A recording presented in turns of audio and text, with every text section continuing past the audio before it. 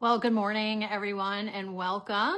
I am Cindy Schuffelbarger, the founder and executive director of P23 Retreat, and I'm here this morning to talk a little bit about different styles of grief.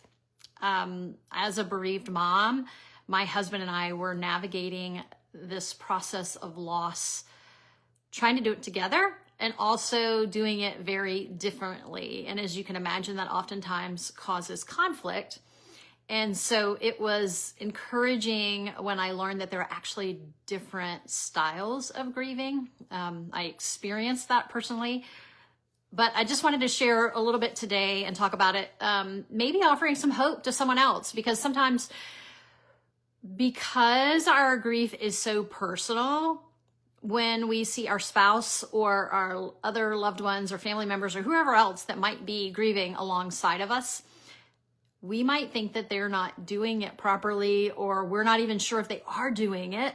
And that can cause some hurt and frustration and misunderstanding if we don't recognize that there are actually lots of different ways that people process grief. And so if you don't hear anything else, just know that grief is unique to the griever, just as our relationship with our child is unique. Our love for them is unique, and how we express that is going to look differently. So hopefully we can give each other grace, whether that's a friend who's walked a similar journey, or your spouse, or someone else who is walking alongside of you. Let's just offer each other grace. So let's talk about, there are two primary types of grievers.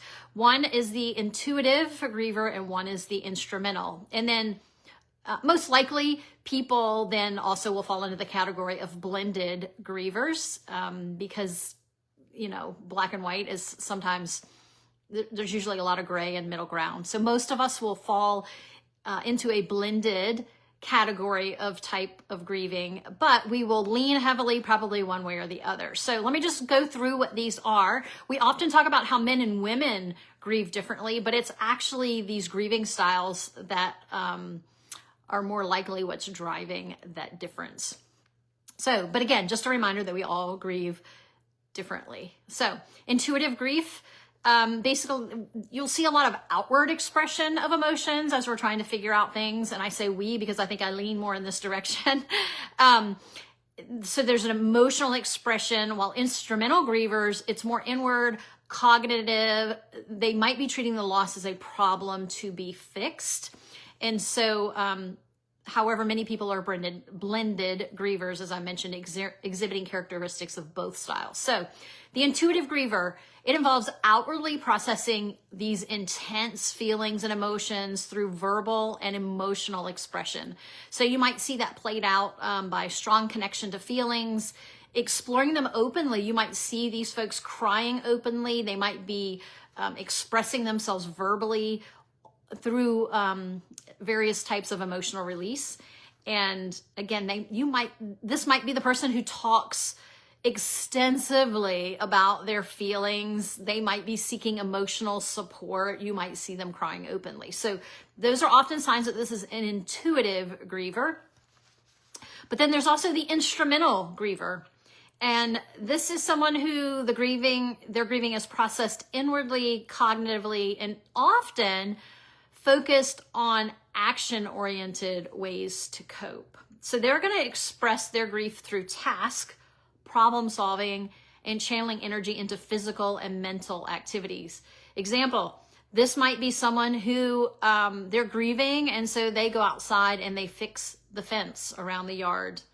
Or they might be organizing the deceased belongings. They might be the one cleaning out the attic. Or they might be focusing on other practical matters. It does not mean that they're not grieving. They are just working through their grief in a different way. And so, again, most of us are blended grievers, so you might see various characteristics of each of those played out in our grief.